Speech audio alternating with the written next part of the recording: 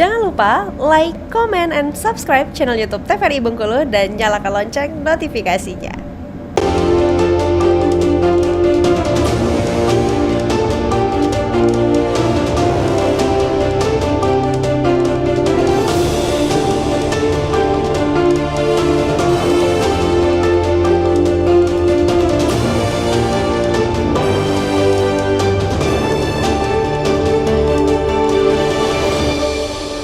Baik, kembali pemirsa di Berndu TVRI Bengkulu di kesempatan hari ini tentunya, dan kita masih berbincang dengan tema mengenai pengelolaan limbah plastik bersama dengan narasumber kita. Yang pertama ada Bang Zolfan Herianto selaku manajer marketing CV Limbah Berkah Sejahtera, dan juga ada Bang Azwar Anas selaku ketua komunitas limbah Berkah Bengkulu. Nah, kita telah ngobrol tentang yang namanya pengelolaan limbah-limbah, baik limbah plastik, limbah batok kelapa ya kan, atau limbah bekas dogan tadi dan sebagainya nih. Nah, boleh cerita lagi nih tentang limbah apa saja nih yang mungkin yang bisa diolah untuk menjadi satu bahan karya yang luar biasa, mungkin dari Bang Azwar Anas dulu, silakan.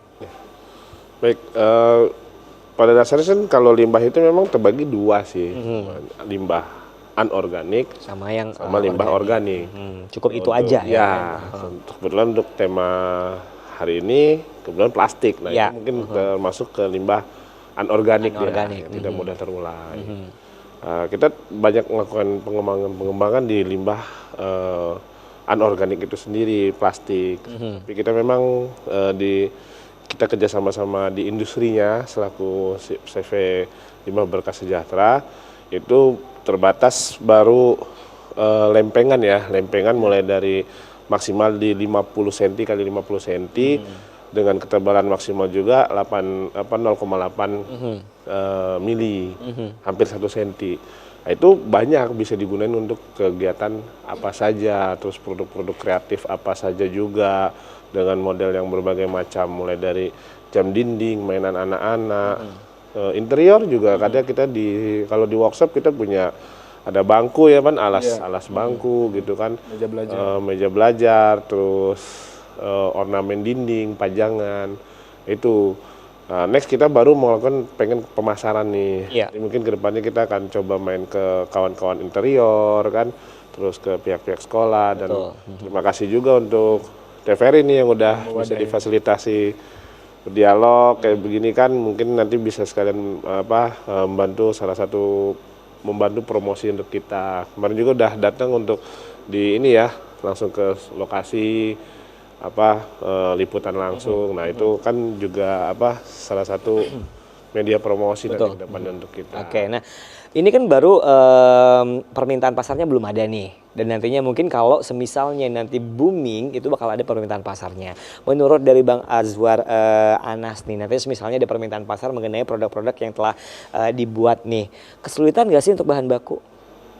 Insya Allah nggak kesulitan, karena kalau menurut data dari Dinas Lingkungan Hidup sendiri Kota Bengkulu ya, Pak Kadis bilang itu Kota Bengkulu menghasilkan, tapi all sampah ya, itu 300 sampai 400 ton per hari. Itu data mereka. Kalau kita lihat memang ya lebih banyak maka sampah konsumsi ya. Sampah konsumsi itu dalam artian sampah rumah tangga, tadi sampah organik lah. Tapi kalau kita minta 10% aja dari 300 ton katakanlah, ya kan, 30 ton berarti. Ya, betul. Sampah anorganik. Oke, jadi 30 ton per hari, Mas. Dibayangkan berarti nggak bakalan itu ya kan, kekurangan. Lagi masih ada produsen air minum dalam kemasan, dan selagi juga masyarakat masih menggunakan itu, insya Allah masih ini. Cuman itu tadi kita berusaha memutus mata rantai dia biar tidak ke TPA, hanya membantu juga program kan pemerintah. Oke, baik. Nah, kita beralih ke Bang Azwar, Bang Zolfan nih ya. Nah, tadi udah diceritain mengenai proses pembuatan yang namanya salah satu kerajinan pemirsa dari batok kelapa ataupun juga dogan ya. Nah, sekarang mungkin boleh ceritain lagi yang ada di sini itu apa aja nih, dan bahan bakunya apa nih? Tadi udah dibilangin kalau yang ini tuh bahan bakunya apa nih? Ya, yang tas ini nih, yang satunya. Jadi kalau ini kita dari ampas kopi, Mas. Dari ampas kopi. Kopi, Oke. ya. Yang awalnya bubuk bisa jadi bentuk dompet kayak Nah, gini. itu boleh ceritain nggak? Itu seperti apa prosesnya? Jadi pastinya awalnya kita mengambil bahannya dulu, Mas, di kafe-kafe kayak kita udah Mesti sebut merek. teman-teman yang punya usaha di kafe-kafe gitu. Maksudnya kita melihat ini kok banyak limbah ampas kopi. Iya. Kan? Nah, banyak limbah ampas kopi kita coba ambil. Yang awalnya juga sebenarnya karena kita di pabrik itu ada beberapa, banyak cowok juga kan. Aja yang ngopi. Iya, banyak kopi gitu kan. Karena kita berhasil yang ini, kenapa nggak kita coba sama-sama bubuk kan? Oke. Taunya ampas kopi bisa dibuat seperti itu dari mana? Atau ada ilmu pengetahuan sebelumnya atau otodidak atau seperti apa nih? Itu tidak. Ya lebih ke otodidak kita, Mas. Oke. Otodidak karena tadi ya bahan pertama kayak kokopet ternyata bisa, kita cobalah kan sama-sama bubuk. Kita eksperimen dari bahannya kita dulu gitu kan. Kita kumpulkan, kita jemur, prosesnya hampir sama juga sama yang kokopet, yang dompet tadi. Ternyata bisa juga gitu, Mas. Dari ampas kopi ini itu bisa jadi dia bentuk dompet kayak gini ataupun juga ID card kayak gini. Berarti kalau ampas kopi bisa, ampas teh juga bisa dong? Ya bisa. Oke. Ampas teh celup ya. Oke, nah ini proses pembuatannya sendiri berapa lama Bang Zulfan?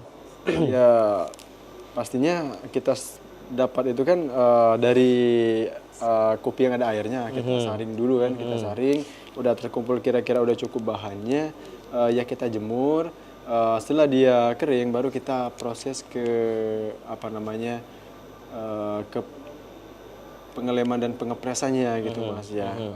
Itu kurang lebih untuk satu lempengan nggak sampai 30 menit, nggak sampai gitu, Mas. Oke, saya masih bingung nih. Untuk pertama itu ada ampas kopi nih ya kan? Iya, benar. Nah, terus ampas kopinya itu pertama kali itu diapakan dulu? Apakah dikumpulkan untuk menjadikan satu pouch itu berapa banyak ampas kopi yang dibutuhkan? Setelah dikumpulkan untuk bahan bakunya, itu yang dilakukan pertama kali apa nih? Apakah dipres terlebih dahulu atau dipilah terlebih dahulu atau seperti apa? Ya, itu tadi ya kita sampaikan tadi. Dia setelah kita dapatkan bahannya, pastinya kita keringkan, kita jemur. Iya. Kita jemur, setelah itu baru kita masukkan, kan kita sesuai ukuran nih. Misalnya ukuran 35 meter persegi misalnya kan.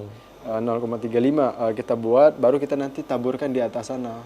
Ya setelah kita sediakan ini kan ada lemnya itu. Oke. Baru setelah itu kita press dengan kepanasan suhu gitu kan, baru nanti dia akan menjadi lem. Ada campuran bahan baku lainnya nggak sih selain dari ampas kopi? Misalnya Kopi ada. ini kopi Murni. murni nih. Oke. Ampas kopi aja ya. Oke, berarti ampas kopi yang udah kering itu ditaruh di lempengan yang cetakan Iya. sama lemnya gitu. Iya. Oke, terus baru dipres gitu. Baru dipres. Oh, nggak ada campuran-campuran bahan lainnya. Itu kan murni, bau kopinya masih nampak sekali gitu. Oke, Biasanya baik. kita ngepres tergantung ukuran presan kita. Misalnya maksimal kita kan di 35 yang dibilang. Iya. Ya udah buat segitu. Oke. Nanti bahan misalkan ini kayak gini kan punya sisa potongan ya itu oke lah. Nanti kita daur ulang lagi sisa potongannya. Oh 35 itu maksimal nanti akan kita jadiin sendal hotel misalnya. Ya sudah kita maksimalkan di situ. Karena untuk sementara kalau untuk yang produk lembaran, ini kan kepingan nih lembaran. Ada bawa lembarannya nggak sih, Bang? Sisa potongan Sisa ya. potongan ya, Mas. Oh, boleh. Boleh lihat. Inilah Oh, ini. 35 Keluar persegi. bisa kayak jok motor itu sebenarnya bisa. Oke. Nah, ini alasannya yang putih-putih ini apa? Kain. Oh, kain yang didasari sama kain dulu. Oh, gitu. Itu terakhir malah. Oh. Itu kita produksi setelah ya. Iya. Kita kan selalu kurang keras nih. Nah, baru makanya tadi Mas bilang udah komersil belum. Kita lagi tahap memantaskan diri dulu nih. Eksplor terus. Nah, ini baru ketemu di 2 bulan terakhir bahwa harus kaku ya. Karena kita banyak coba sharing ke kawan-kawan pemain kulit, kria, buat pembuatan tas, sampai ke jok-jok motor kita juga sharing lah. Gitu, wah ini bagusnya gini. Terakhir dia minta bisa dicuci nggak, dan alhamdulillah aman dicuci. Oke. Kan dicuci, kita rendam sampai beberapa waktu. Oke, baik. Luar Kita biasa. explore terus lah. Nanti udah saatnya, mungkin dalam tahun inilah ya kita segerakan, kita baru launching produk. Oke, baik. Kita akan iklan kembali. Baik pemirsa di rumah, tetap bersama kami tentunya di Bendota Kari Bengkulu.